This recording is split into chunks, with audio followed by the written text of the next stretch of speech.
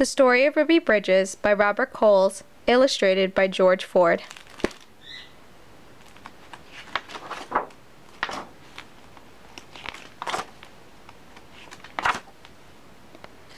Ruby Bridges was born in a small cabin near Tylerton, Mississippi.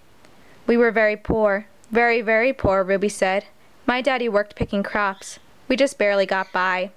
There were times when we didn't have much to eat. The people who owned the land were bringing in machines to pick the crops, so my daddy lost his job. And that's when we had to move. I remember us leaving. I was 4, I think." In 1957, the family moved to New Orleans. Ruby's father became a janitor. Her mother took care of the children during the day. After they were tucked in bed, Ruby's mother went to work scrubbing floors in a bank. Every Sunday, the family went to church. "We wanted our children to be near God's Spirit," Ruby's mother said. "We wanted them to start feeling close to Him from the very start." At the time, black children and white children went to separate schools in New Orleans. The black children were not able to receive the same education as white children.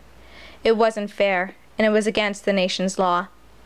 In 1960, a judge ordered 4 black girls to go to 2 white elementary schools. 3 of the girls were sent to McDowell 19. 6-year-old Ruby Bridges was sent to 1st grade in the William Franz Elementary School. Ruby's parents were proud that their daughter had been chosen to take part in an important event in American history. They went to church. "We sat there and prayed to God," Ruby's mother said, "that we'd all be strong and we'd have courage and we'd get through any trouble, and Ruby would be a good girl, and she'd hold her head up high and be a credit to her own people and a credit to all American people." We prayed long and we prayed hard. On Ruby's first day, a large crowd of angry white people gathered outside the Franz Elementary School. The people carried signs that they didn't want black children in a white school. People called Ruby names. Some wanted to hurt her. The city and state police did not help Ruby.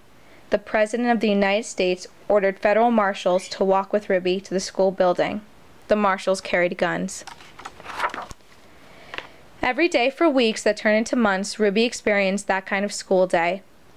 She walked to the Franz school surrounded by marshals. Wearing a clean dress and a bow in her hair and carrying her lunch pail, Ruby walked slowly for the first few blocks. As Ruby approached the school, she saw a crowd of people marching up and down the street. Men and women and children shouted at her. They pushed toward her.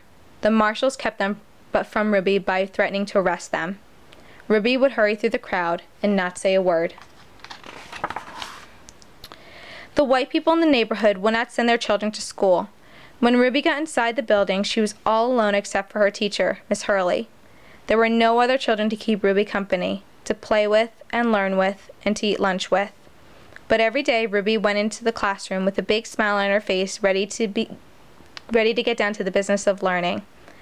She was polite and she worked well at her desk, Miss Hurley said. She enjoyed her time there. She didn't seem nervous or anxious or irritable or scared. She seemed as normal and relaxed as any child I've ever taught. So Ruby began learning how to read and write in an empty classroom in an empty building. "Sometimes I'd look at her and wonder how she did it," said Miss Hurley. "How she went by those mobs of people and sat here all by herself and yet seemed so relaxed and comfortable." Miss Hurley would question Ruby in order to find out if the girl was really nervous and afraid, even though she seemed so calm and confident. But Ruby kept saying she was doing fine. The teacher decided to wait to see if Ruby would keep on being so relaxed and hopeful, or if she gradually began to wear down, or even decide that she no longer wanted to go to school. Then one morning something happened. Miss Hurley stood by a window in her classroom, as she usually did, watching Ruby walk toward the school. Suddenly Ruby stopped, right in front of the mob of howling and screaming people. She stood there facing all those men and women. She seemed to be talking to them. Miss Hurley saw Ruby's lips moving and wondered what Ruby could be saying. The crowd seemed ready to kill her. The marshals were frightened. They tried to persuade Ruby to move along. They tried to hurry her into the school, but Ruby wouldn't budge. Then Ruby stopped talking and walked into the school. When she went into the classroom, Miss Hurley asked her what happened. Miss Hurley told Ruby that she'd been watching, and she was surprised when Ruby stopped and talked with the people in the mob. Ruby became irritated. "I didn't stop and talk with them," she said. "Ruby, I saw you talking," said Miss Hurley. "I saw your lips moving." "I wasn't talking," said Ruby. "I was praying. I was praying for them." Every morning Ruby had stopped a few blocks away from school to say a prayer for the people who hated her. This morning she forgot until she was already in the middle of the angry mob. When school was over for the day, Ruby hurried through the mob as usual. After she walked a few blocks and the crowd was behind her, Ruby said the prayer she repeated twice a day, before and after school. "Please, God, try to forgive those people, because even if they say those bad things, they don't know what they're doing. So you could forgive them, just like you did those folks a long time ago when they said terrible things about you."